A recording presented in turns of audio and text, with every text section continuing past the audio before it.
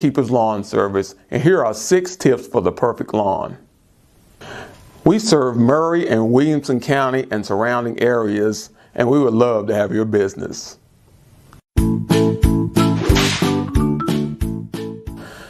Tip number 1 is climate. Different types of grass are subjective to their climate.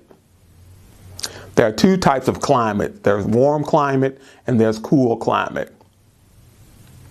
Likewise, there are 2 categories of grass. There is the warm climate grass and there's cool climate grass. Here in the Middle Tennessee area, we have very cool winters and very warm summers. So we are a transitional climate.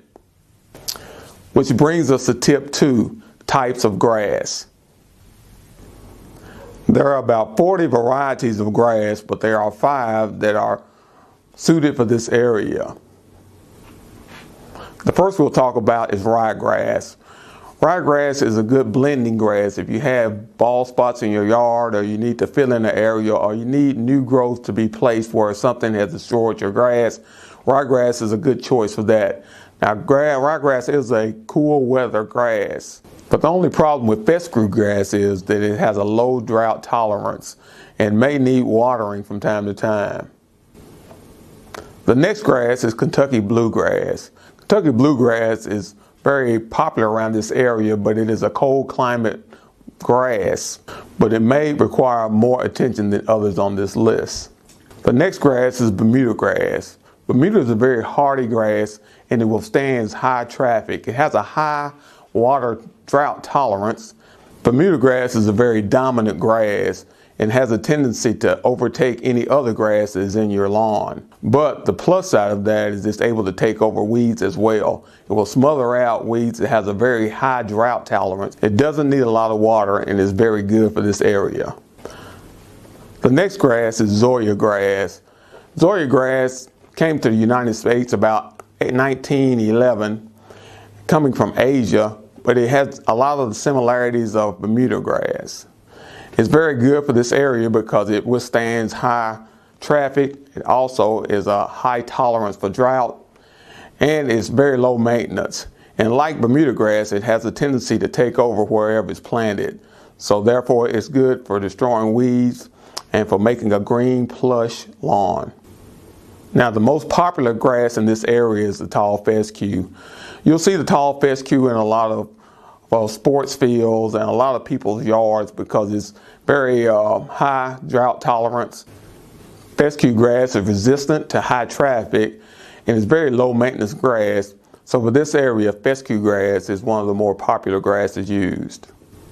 If you plan to water your lawn, you need to determine that at the beginning of the cutting season. Once you start watering, you need to continue. The tall fescue, Bermuda, and Zoysia grasses need very little watering because they have a high tolerance for drought. Now, the Kentucky bluegrass and the ryegrass may need more watering because they are cold climate grasses and have a very low drought tolerance. Tip number 3, fertilization. If you choose to fertilize your grass, the best time to fertilize is in the fall. If you want to fertilize and overseed, the fall is the best time of year because it will germinate your grass and the fertilizer will get into your soil. Now, you can fertilize again in the springtime as well, but if you choose to fertilize, choose a fertilizer that will cause your grass to flourish. A good general fertilizer is the 15-15 fertilizer. It kind of covers all the bases and will cause your grass to grow very strong and very healthily. If you choose to take a soil sample, you can take it to your local co-op and they will tell you what fertilizer will be best for your grass. Nitrogen is very important to grass growth. Nitrogen, phosphorus, and potassium are the 3 main ingredients in fertilizer, and depending on your grass needs, they can be found in different quantities in different fertilizers. Tip number 4, weeds and the controlling of them. To stay ahead of your weed problem, you should apply a weeding feed to your lawn. The best time to put out your weeding feed is in the early spring. The weeding feed contains fertilizer as well as weed killer. This will fertilize your grass, giving it strong roots and at the same time, kill any weeds that might try to come up around your grass. If your weeds persist after applying weeding feed, wait till late May, early June and apply once again, because the more weeds you have, the more infertile your soil. If you have 50% weeds and 50% grass, you may consider reseeding your lawn.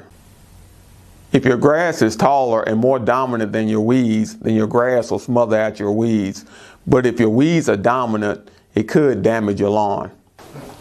Tip 5, proper mowing. When mowing your lawn, you should keep in mind that your grass grows as tall beneath the soil as it does above the soil.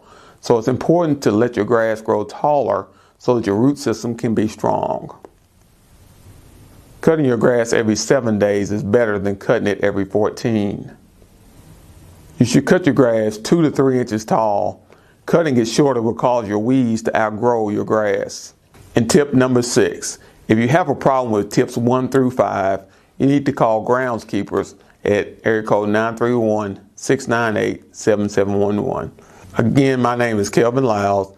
I'd like to thank my customers and my potential customers. Thank you for your patronage and have a great day.